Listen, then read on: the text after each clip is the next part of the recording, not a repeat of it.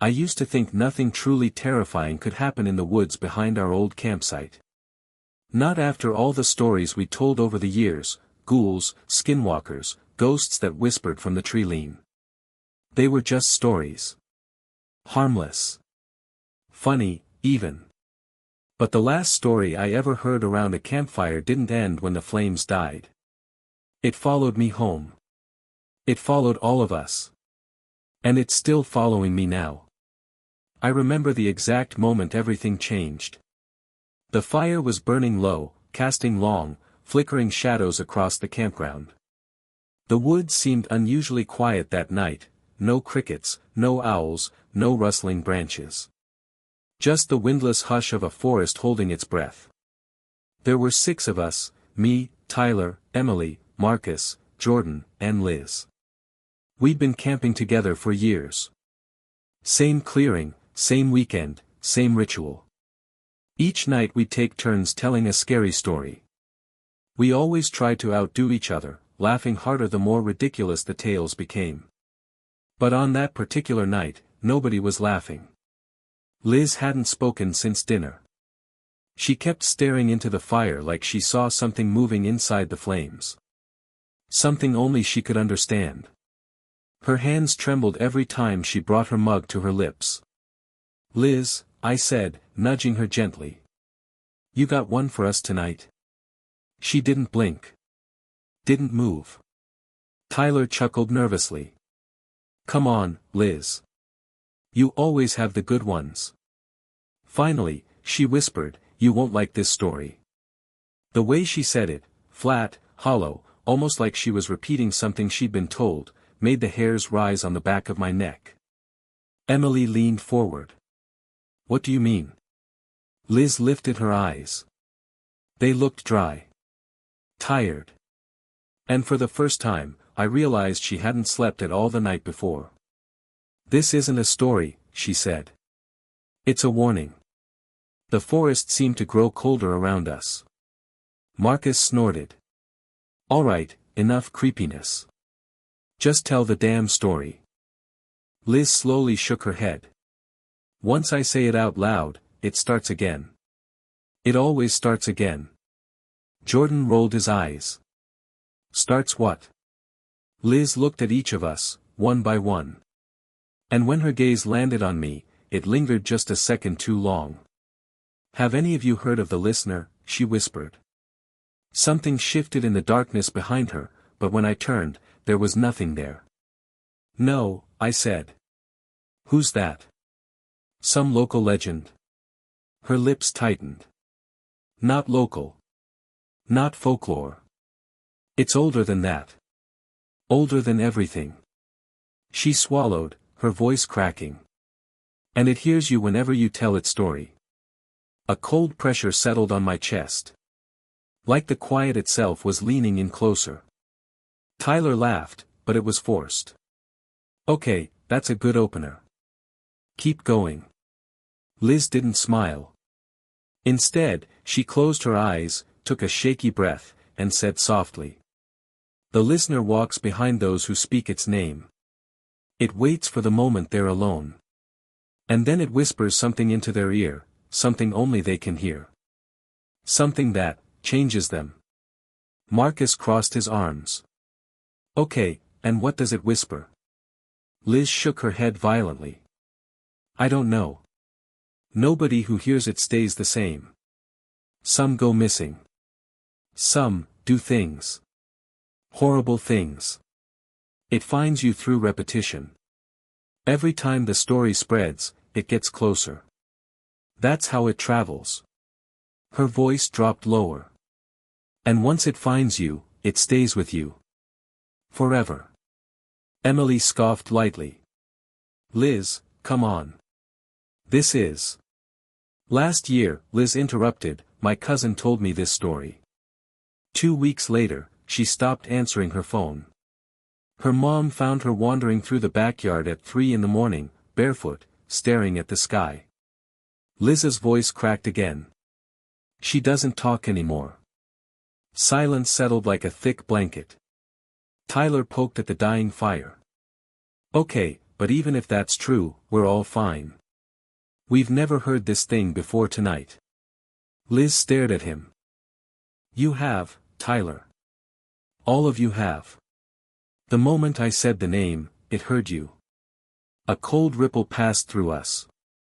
Even the fire seemed to shrink back. Jordan sighed. All right, I'm done. I'm going to bed. He stood up, brushing dirt off his jeans, and walked toward his tent. But Liz grabbed his arm, her grip surprisingly strong. Don't go alone. He rolled his eyes. Jesus, Liz, enough. Her voice dropped to a desperate whisper. Don't go alone. That's how it gets you first. Jordan pulled free. Good night. It was only after his footsteps faded that I realized something was wrong. We didn't hear his tent zipper. We didn't hear him settling into his sleeping bag. We didn't hear anything at all. Just the windless silence. The waiting silence. Then. A whisper. Not loud. Not close. But deep inside the woods. A dragging sound. Something moving. Something listening. The fire flickered violently as if blown by a sudden gust, but no wind touched my skin. Tyler stood slowly. Jordan, he called. No answer. Marcus grabbed a flashlight. He probably wandered off too. The beam flickered, then died. The entire campsite went dark. Liz's voice trembled. It's too late. It hurt us. And for the first time since I'd known her, she started to cry. The darkness that swallowed the campsite felt different than the usual night. It wasn't the kind of darkness that came naturally when the moon hid behind clouds or when the fire died. This darkness felt thick, heavy, like it had weight. Like it wanted to stay. Liz kept shaking her head, mumbling, "It's here, it's here, it's here," as if repeating it would somehow make the rest of us take her seriously. Emily pulled out her phone and checked the battery. My phone's dead, she muttered. It was at 80% 10 minutes ago. Same, Tyler said, tapping the lifeless screen of his own. Something's messing with the power. Maybe solar flares. Maybe. Tyler, I snapped. Shut up. He did. Because that dragging sound came again. This time closer. Before we move on, please donate me in the form of subscribe. Much closer. It wasn't quite footsteps. Not animal movement either. It was like something heavy being pulled across dry leaves. Slow. Purposeful. As though whatever made it didn't need to rush. Marcus clicked his flashlight nervously. The beam was still dead. We have to find Jordan, he whispered. No, Liz hissed. No. You don't go after someone once it takes them. He's gone. That's insane, Marcus shot back. He walked 20 feet away. He couldn't have gone far. Before Liz could grab him again, Marcus stormed off toward the tree line, cursing under his breath. Tyler started after him, but Liz lunged, grabbing both his arms. Her voice wasn't just panicked, it was terrified. Once you're separated, you're gone. That's how it chooses. You speak about it. You walk into the dark. And then, her voice broke. Then you hear it. What does it sound like?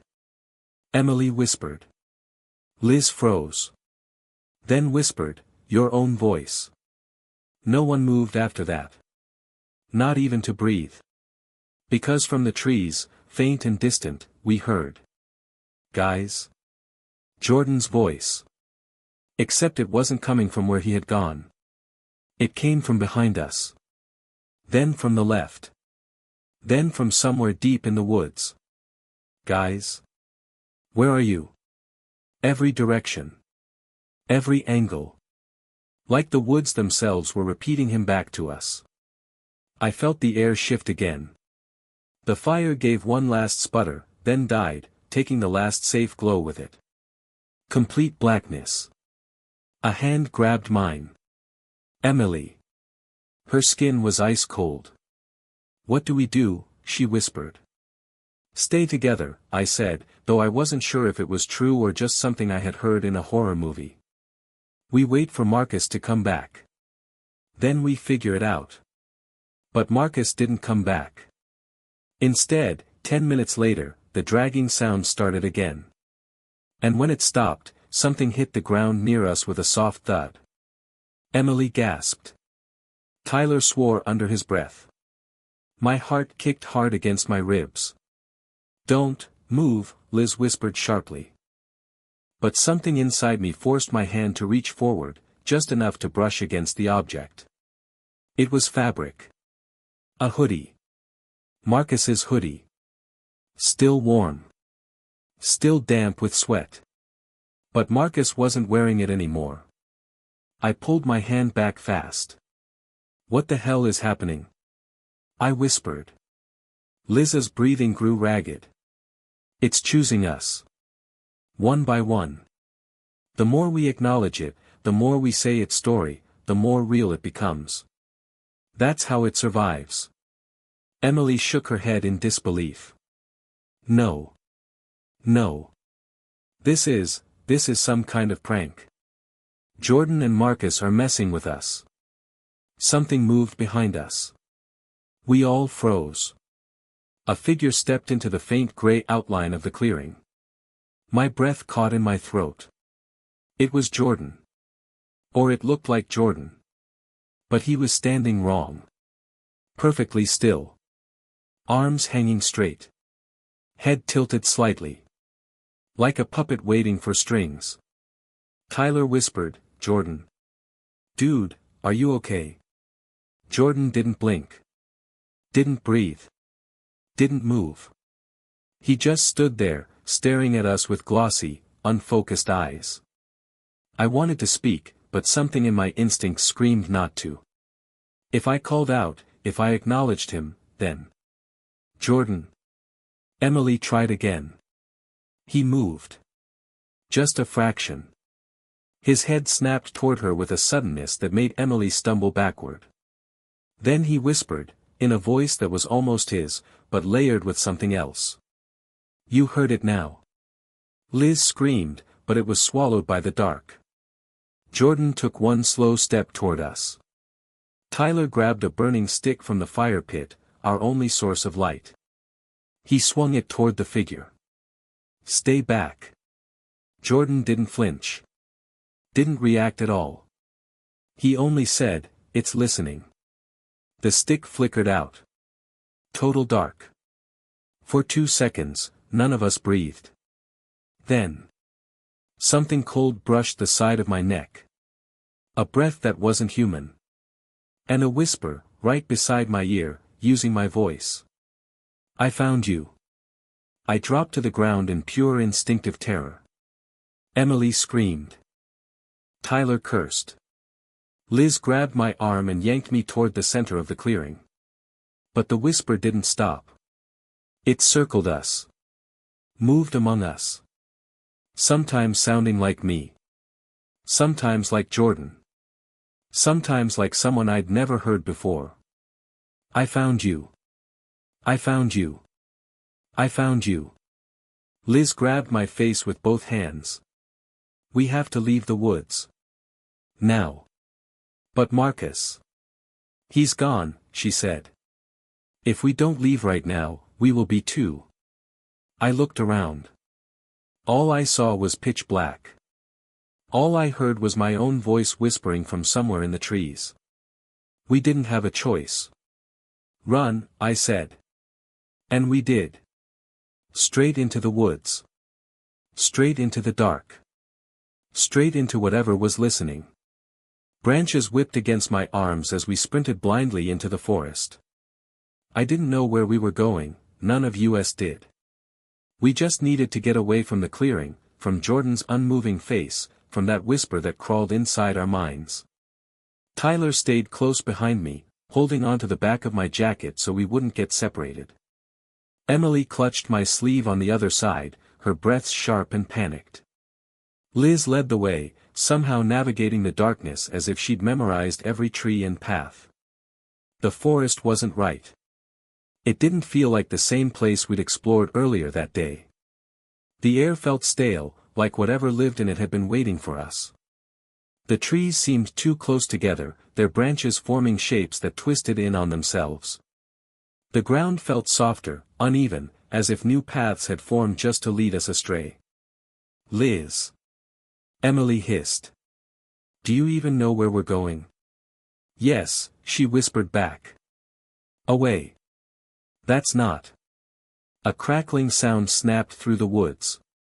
Not like a branch breaking. More like static. The kind that comes from an old radio trying to tune into a station that shouldn't exist. Then, faint, distant, impossible. My voice came out of the darkness. "Don't run." I nearly stumbled. Emily clutched my arm tighter. "That wasn't you," she whispered, though she didn't need to say it. My mouth hadn't opened. And whatever said it was too far away. "How far does it reach?" Tyler called quietly. Liz didn't turn around. "Farther, the more you fear it. Farther, the more you speak of it." "You're speaking about it right now," Tyler snapped. Liz stopped suddenly. We nearly crashed into her. She turned around slowly, her face pale but determined. "We're alive because I know what not to say." She pointed deeper into the dark. "Just keep moving. Stay together. And whatever happens, don't answer it." "Answer what?" I asked. As if on cue. Something giggled behind us. A high, childish laugh, like a little girl playing in the bushes. Emily slapped a hand over her mouth. Tyler shined his dead flashlight toward the sound. "There's nothing there," he whispered. But that wasn't true. I saw something. Not clearly, just a silhouette. A small figure crouched low, its limbs too long, its head tilted at an unnatural angle. It was watching us. Waiting. "Go," Liz whispered. "Now." We ran again. Deeper this time. We didn't stop until we reached a narrow ravine. A shallow drop, maybe 6 feet, with a thin ribbon of water flowing at the bottom. Emily pointed. "We can follow the water out. Streams lead to main trails, right?" Before I could answer, Liz stepped between us and the ravine. "No. You don't understand. Water carries sound. It'll find us faster if we follow the stream." "How do you know any of this?" Tyler demanded. Liz shook her head. "Because my cousin tried. And because." A sound interrupted her. A wet footstep. Right behind us. We spun around. Something stood at the edge of the trees, barely visible, its outline blending with the shadows. It didn't move like a person. It swayed, shifting weight in slow, unnatural motions. Its shape rippled, as if it was changing every time you blinked. Then it spoke in Marcus's voice. "Wait." Before we move on, please donate me in the form of subscribe. Emily let out a quiet sob. Tyler grabbed her wrist. "Emily, don't respond. Don't even look at it." The thing took one step forward. Then two. Liz whispered, "Down the ravine." "Now." "But you just said." "Down." We slid down the slope, dirt and rocks tumbling beneath us. The cold water hit my ankles, sending a jolt through my legs. Above us, the thing reached the edge. It crouched. Its limbs bending the wrong way. Then it opened its mouth. But instead of words, we heard a sharp, piercing static shriek. Like feedback from a broken speaker. I felt it vibrate inside my skull, rattling my teeth. Emily screamed, clamping her hands over her ears. Tyler dropped to one knee. Liz grabbed me and dragged me further down the stream, shouting words I couldn't hear over the noise. We ran again, this time ankle-deep in freezing water. Behind us, the shrieking faded, replaced by a new sound that made my stomach twist. Footsteps. Fast ones. And they were coming straight toward us. "Don't look back!" Liz screamed. I didn't. Not until I heard Tyler yell my name. I turned.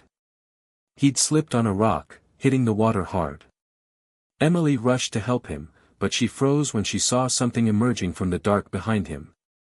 A tall shape, its limbs too thin, its face shifting as if trying different expressions. Marcus's smile. Jordan's eyes. My own posture. It was trying to copy us. Trying to decide which of us it wanted to look like. Liz grabbed my shoulder. "Help them."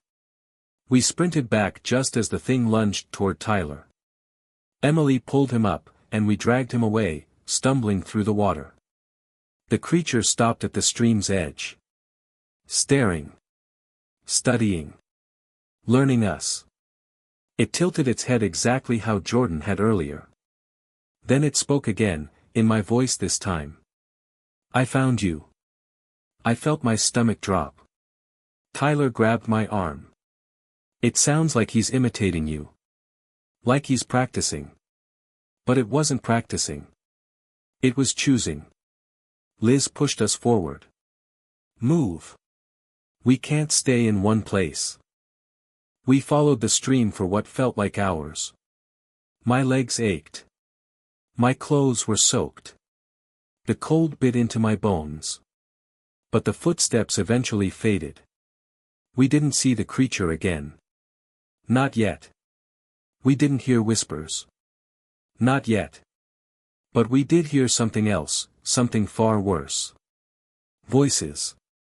Human voices. Multiple. All around us. Calling our names. And every voice sounded exactly like us. At first the voices sounded faint, as though carried on the wind. My name drifted through the darkness in a dozen different tones, soft, desperate, curious, mocking. Some were whispers. Some were nearly shouts. And every single one sounded like me. I froze in the middle of the stream, the icy water pushing against my legs. Emily grabbed my arm, her nails digging into my sleeve. Tyler stood rigid beside us, staring at the dark forest around us with wide, shaking eyes. Liz turned slowly, scanning the tree line, her breath creating thin clouds in the cold night air. "Don't react," she whispered. "Don't acknowledge anything you hear. That's how it pulls you out. That's how it separates you." "What does it want?" Emily whispered, barely audible. Liz didn't answer right away. She looked at the dark water flowing around our legs, her expression unreadable. Then. "It wants us alone. It wants us silent. And it wants to replace us." Tyler swallowed hard. "Replace us? What the hell does that mean?" A voice cut through the woods. Tyler's voice. "Help me, please." He staggered backward. "No. No. That's not me." The voice came again, weaker this time. "Please. I'm hurt." Emily cupped both hands over her mouth. "Tyler, don't listen to it." But Tyler wasn't listening to her anymore. His eyes darted frantically between the trees. "It sounds like me. It sounds exactly like." Then another voice answered it. My voice. "Tyler, come here." The sound came from behind us this time, echoing off the trees and bouncing through the ravine. Something moved in the shadows, just a flicker, a ripple of something tall and thin. "We need to move," I said. "Now." Liz nodded sharply and led us forward, splashing through the water. The stream curved left, and the trees leaned overhead, forming a narrow tunnel of branches. The darkness thickened until the sky disappeared completely. The voices followed. Emily's voice from the right. Tyler's from the left. Mine from behind. Liz's from somewhere deeper in the woods. A chorus of stolen sounds, mimicked perfectly, too perfectly. Wait. Slow down. Come back. Help me. Their tones began to distort, stretching, slurring, cracking. The illusion was slipping. The creature wasn't just copying us anymore, it was experimenting. Practicing. Perfecting. I felt something cold brush my ankle under the water. My heart stopped. I kicked backward instinctively, stumbling forward and nearly falling face-first into the stream. Tyler caught me. What was that? I don't know, I whispered. But it's in the water. Liz spun around. Keep moving. We're getting close. Close to what? Emily demanded. Civilization. A trail. What? Liz hesitated. A place it can't follow. That made all of us stop. Emily stared at her. You knew this would happen. You knew the story would start again. Liz shook her head violently. No. I never wanted to tell it. I tried not to. I tried so hard. Tears welled in her eyes. But once you hear it, you feel it pressing on your mind. Pushing. Spreading. Spreading. Tyler repeated. Like a disease. Liz's voice broke. Like a seed. Emily covered her mouth as she realized. Liz, did you tell any of us by choice? Liz didn't answer. Because something answered for her. A whisper floated from the trees in Liz's exact voice. Yes. Emily screamed. Before any of us could respond, something heavy splashed into the water behind us. A shape rose from the dark, tall, wrong, almost boneless in the way it bent and straightened. It stepped into the stream with slow, deliberate movements. Its skin rippled like thin fabric soaking up light. Its limbs elongated, then shrank, then elongated again, testing shapes. Testing bodies. Testing ours. Liz grabbed our arms and pulled us toward a narrow split in the ravine wall, a steep incline covered in loose soil and roots. Climb, she shouted. We scrambled upward, clawing at the dirt, pulling ourselves forward on trembling arms. Rocks slid beneath our hands. Roots snapped under our weight. Below us, the creature reached the base of the incline. For a moment, it just watched. Then it tilted its head. And began to climb after us. Fast. Too fast. Emily screamed. Tyler slipped and nearly fell backward. I grabbed his wrist and hauled him up. Liz was already at the top, reaching down for Emily. Hurry, she yelled. Emily's hand slipped once, then twice, but she found her footing and lunged for Liz's outstretched arm. I was halfway up when I made the mistake of looking back. The creature was inches behind me, its face forming and unforming expressions as if cycling through masks. My mother's face. My father's. A stranger's. Then. Mine. Perfectly. Perfect except for the eyes, empty, hollow, black. I scrambled up the incline with renewed panic. Tyler and Emily reached the top, pulling Liz with them. The creature lunged. Its hand, a pale, shifting limb, grabbed my ankle. Its fingers were ice cold and impossibly strong. My legs buckled as I felt its grip tighten, pulling me down. No. No. Tyler and Liz lunged forward at the same time, grabbing my arms and pulling upward with all their strength. Emily kicked dirt down the incline, sending a cascade of rocks into the creature's face. It didn't react. It only tightened its grip. Then. A sound cut through the woods. A high, sharp whistle. Not supernatural. Not monstrous. Human. The creature flinched, just enough. It let go. I scrambled to the top, gasping, trembling, my ankle burning from its touch. Behind us, a flashlight beam pierced the dark.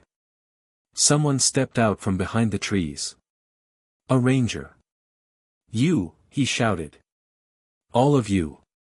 Get over here. Liz grabbed my arm, her face pale. No, she whispered. We can't go with him. Tyler frowned. Why not? Liz took a shaky breath. Because the Rangers were the first ones my cousin said she heard. I didn't sleep that night. I didn't even pretend to. Every time I blinked, the image of Todd's hollowed-out body, still warm, still twitching slightly as if something inside him wasn't quite finished, came back in perfect clarity. And every time I thought of it, I remembered Jace's face. That strange, blank calm. That awful familiarity. Morning came gray and heavy. The kind of light that makes everything look washed out and sick. I packed what little I had and stepped out of the tent, and froze. All around our campsite were footprints. Not human ones. Deep indentations in the mud, shaped almost like hands, long fingers, too many joints, each ending in a neat taper. They circled my tent, over and over, like something had been pacing the perimeter all night. And they stopped exactly where I stood. Like whatever made them had been watching me sleep. Or waiting. I didn't bother telling the others, I could barely trust my own voice, much less expect anyone to believe me, but at breakfast, the heaviness in camp was impossible to ignore. Even the birds had stopped. Even the wind held its breath. Sarah kept rubbing her arms like she was cold, even though the air was warm and wet. Dylan kept staring into the trees like he expected someone to walk out. Jace. Jace was gone. No note. No sound. No footsteps. Just gone. We tried to call for him, but the forest swallowed our voices. Dylan wanted to go looking deeper in the woods. He wouldn't just leave, he said. Something's wrong. Yeah. Something was wrong. Something had been wrong since the moment Mason started telling that story. And the worst part? Before we move on, please donate me in the form of subscribe. I could feel a pressure behind my eyes. Like a finger pushing slowly, persistently, into my brain.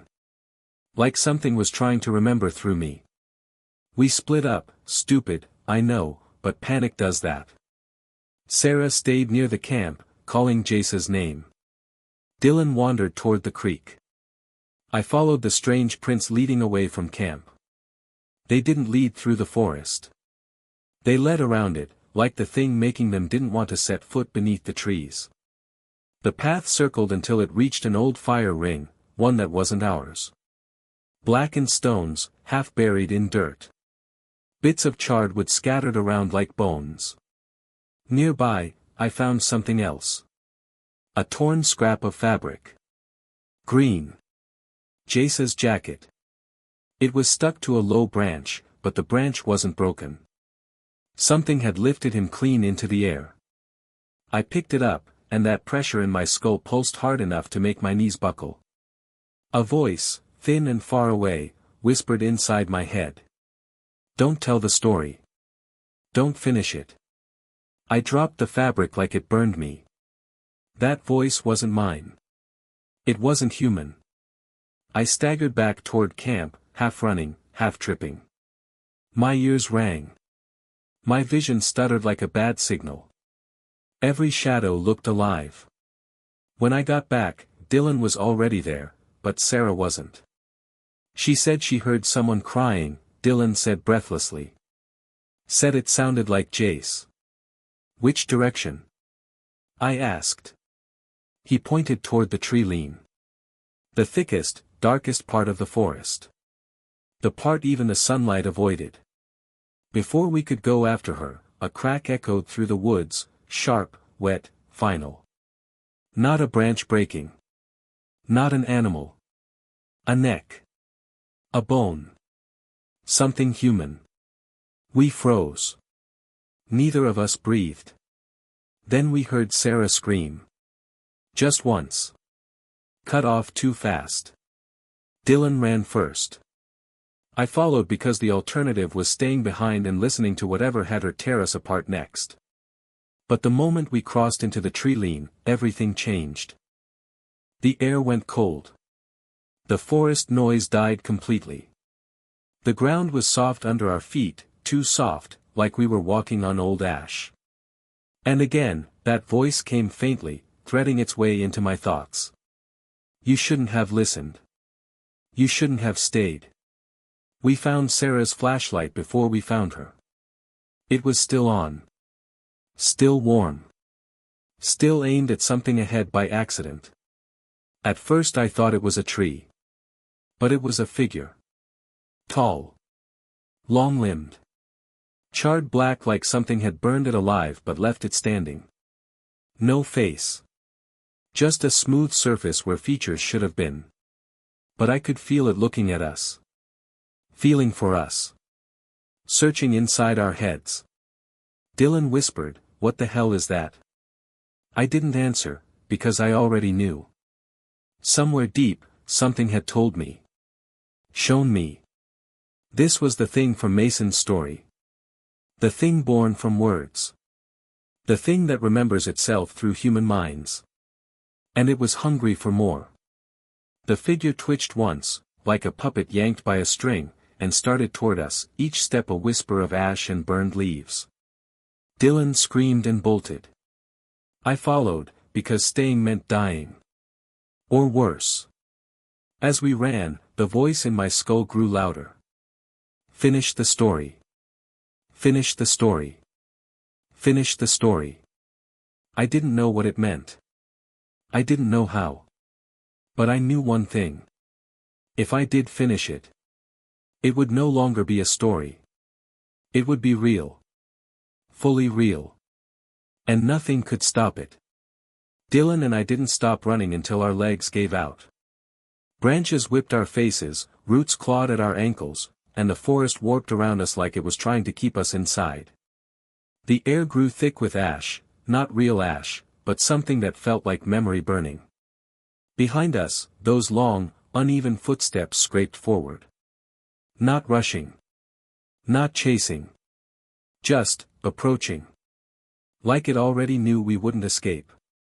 We burst into a clearing I didn't recognize. That terrified me more than anything, because I'd hiked this forest for years. I knew every deer path, every crooked pine, every hollow log. This clearing wasn't supposed to exist. And yet, there it was. At the center stood a single charred tree trunk, hollowed out and split down the middle like a blackened mouth. Words were carved into the bark, but they didn't look carved by human hands, long, raking slashes that formed shapes if you stared too long. Dylan dropped to his knees. "We're dead," he whispered. "We're already dead." "You're not," I said, though my voice shook. "Not yet." Because the pressure in my head was back, pulsing, twisting, clawing. The thing wasn't just following us. It was inside, searching for something. Some missing piece. Some unfinished sentence. Behind the hollow tree, the footsteps stopped. We both froze. I didn't want to turn. I didn't want to see it again. But when Dylan looked back, he made a sound I've never heard a human make. Not a scream. Not a cry. Something in between, something raw and primal. I looked too. The ash figure stood at the edge of the clearing. Jace's jacket hung from one of its long, distorted arms like a trophy. Sarah's flashlight, bent, broken, was clutched in its other hand. It had taken them. Absorbed them. Its blackened limbs were stretched tighter now, as if new shapes were pushing up beneath the charred skin. Something was moving under there, something alive, something struggling. Dylan stumbled back. "What does it want? What does it want from us?" I knew. I didn't want to know, but I did. "It wants the story finished." Its head tilted. A ripple passed through its body. The air vibrated faintly, like distant footsteps on old wood. Not hearing. Remembering. Its memories were waking up. The voice in my head grew sharper. Finish it. Finish it. Finish it. Dylan grabbed my arm. We have to run. We can't. I didn't mean to say it out loud. But something was speaking through me. The ash figure twitched, jerking forward with stiff, unnatural steps. Dylan screamed and pressed himself against the hollow tree. I stepped toward the creature, not out of bravery, but because my body stopped feeling like mine. My mouth moved before my thoughts formed. Mason's story, I said. The one he told at the campfire. The figure froze. The whole forest froze. It wasn't made up, I continued, the words spilling out, choking me. It was remembering. It was telling us what it once was. Dylan stared at me like I'd lost my mind. Maybe I had. Mason didn't create it, I said. He was reciting it. Passing it along. Keeping it alive. The clearing shuddered, yes, the clearing itself, and that pressure in my skull burst like a rotten seam. Images flooded my head. A campfire. Men telling a story in the dark. One disappears. Another follows. The thing grows. It waits for new voices.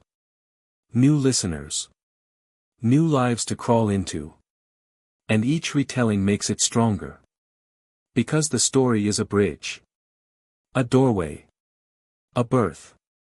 My nose started bleeding. My vision blurred around the edges.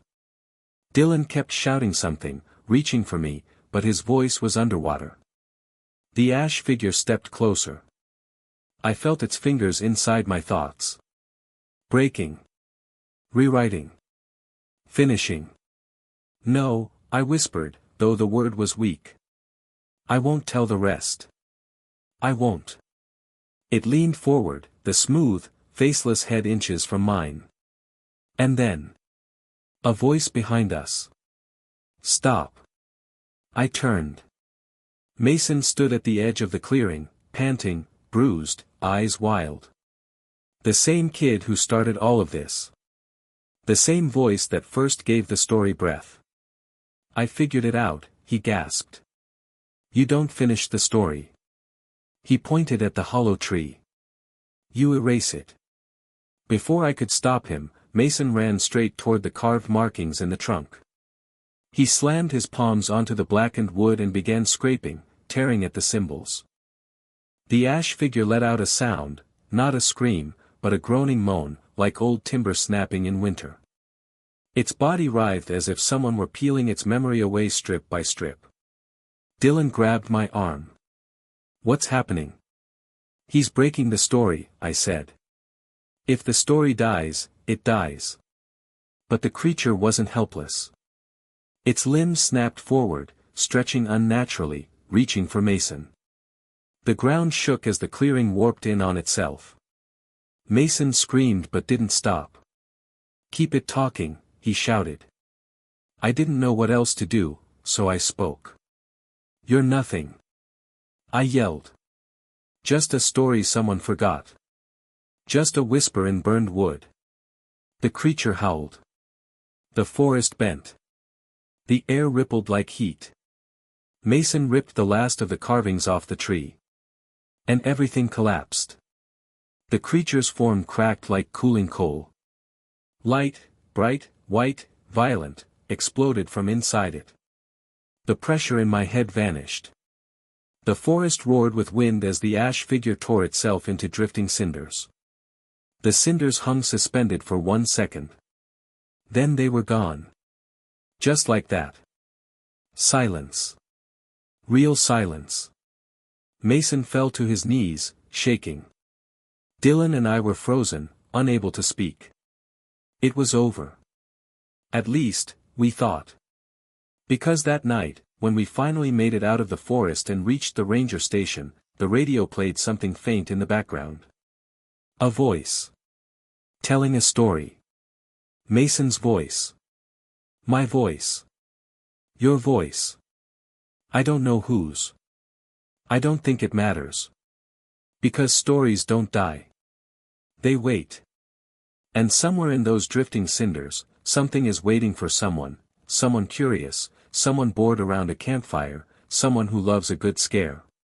To tell it again. To bring it back. And if you ever feel a pressure behind your eyes, like something is pushing from the inside, stop. Don't speak. Don't listen. Don't let it finish. Because the story is still hungry. And it remembers you.